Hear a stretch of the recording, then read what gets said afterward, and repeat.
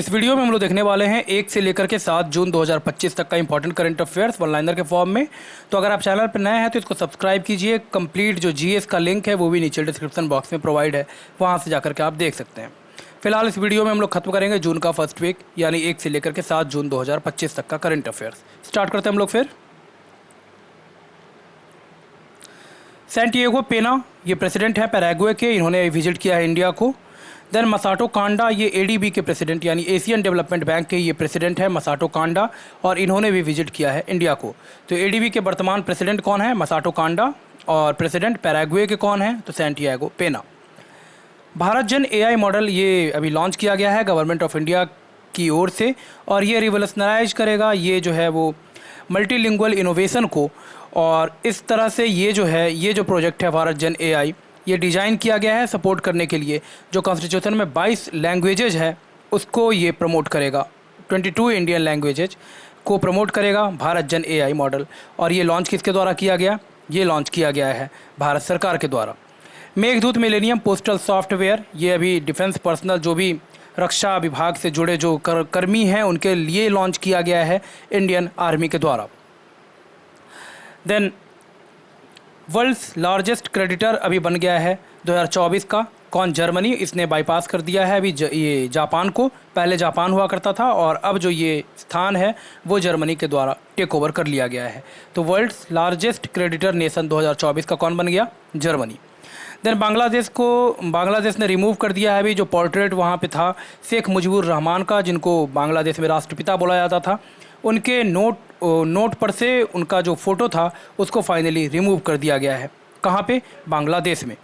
United nation habitat general assembly election का presidency ये इस बार जो इलेक्शन वोटिंग हुआ वहाँ पे उसमें जीत लिया है मलेशिया और संयुक्त अरब अमीरात ने जॉइंट रूप से।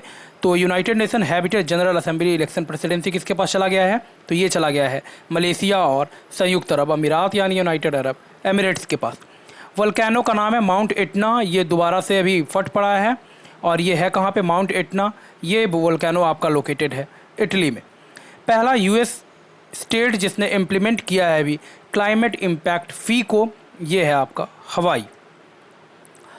ऑपरेशन स्पाइडर ये लॉन्च किया गया अगेंस्ट में रसिया के यूक्रेन के द्वारा, और इसके द्वारा जो वहाँ पे कई सारा जो एयर बेसेज था रसिया का उसको डिस्ट्रॉय किया गया with the help of drones की मदद से कई सारे एयर बेसेज को तबाह किया गया था यूक्रेन के द्वारा, और उसी का नाम लिखा गया था यहाँ पे operation spider.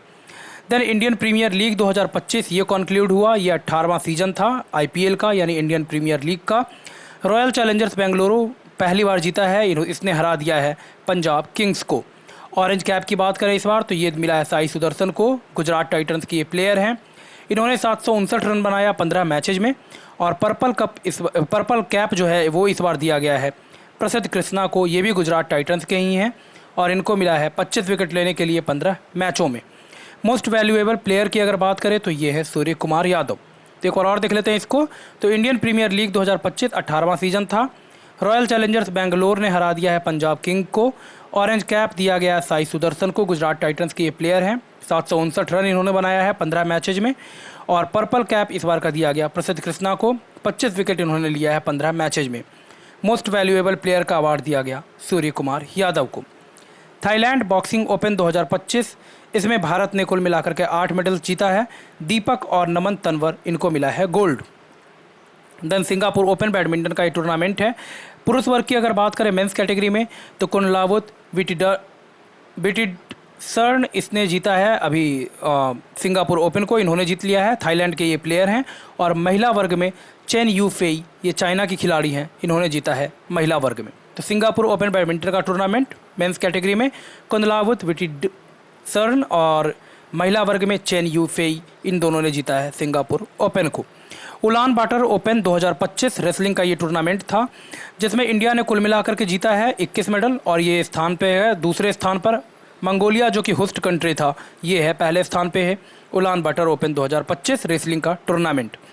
Then Asian athletics champion 2025 Gumi में आयोजित हुआ ये साउथ कोरिया में, और इसकी अगर बात करें तो इंडिया ने कुल मिलाकर के इसमें जीता है 24 मेडल, 8 गोल्ड 10 सिल्वर और 6 ब्रॉन्ज। दूसरे स्थान पे है चाइना जो है वो पहले स्थान पे है इसमें। Asian athletics championship 2025। Asian athletics championship 2025 कहाँ आयोजित हुआ? गुमी, साउथ कोरिया। और इंडिया ने कुल मिलाकर के जीता इसमें 24 मेडल, दूसरे स्थान पे है। चाइना इसमें पहले स्थान पे है। स्पेनिश ग्रैंड प्रिक्स ऑस्कर पिएस्ट्री ने जीत लिया है। USIAPF ग्लोबल लीडरशिप अवार्ड ये मिला है कुमार मंगलम बिरला को। मिस वर्ल्ड 2025 फाइनली डिक्लेयर किया गया, हैदराबाद में ये आयोजित हुआ और इसमें जीत दर्ज किया है ओपल सुचाता चुआंग श्री ने, और ये थाईलैंड की सुंदरी हैं। Then Indira Gandhi and the years that transformed India, ये बुक का नाम है। Indira Gandhi and the years that transformed India लिखा है किसने? श्रीनाथ राघवन ने। नोमैडिक एलिफेंट ये मिलिट्री एक्सरसाइज है, भारत और मंगोलिया के बीच में ये कॉन्क्लूड हुआ। आयोजित कहाँ पे हुआ ये? तो ये नोमैडिक एलिफेंट आपका आयोजित हुआ है उलान बटार में। देन इंडियन नेवी ने जॉइंट मैरीटाइम एक्सरसाइज किया है अभी यूरोपियन यूनियन के साथ। नेवल फोर्स, यूरोपियन यूनियन जो नेवल फोर्सेज है उसके साथ, नाम है इसका UNAV-4। तो इंडियन नेवी के द्वारा अभी यूरोपियन यूनियन के नेवल फोर्सेज के साथ एक्सरसाइज किया गया। ये भी आपका इम्पॉर्टेंट है। UNAV-4 के साथ अभी इंडियन नेवी ने अपना जॉइंट मैरीटाइम एक्सरसाइज संपादित किया। ली जाए म्यूंग, इनको राष्ट्रपति अपॉइंट किया गया साउथ कोरिया का। अनालेना बेयरबॉक ये जर्मनी के नए प्रेसिडेंट अपॉइंट किए, जर्मनी के हैं ये एनालेना बेयरबॉक, और ये जर्मनी के हैं और इनको अभी प्रेसिडेंट अपॉइंट किया गया है यूनाइटेड नेशन जनरल असेंबली का, संयुक्त राष्ट्र महासभा का।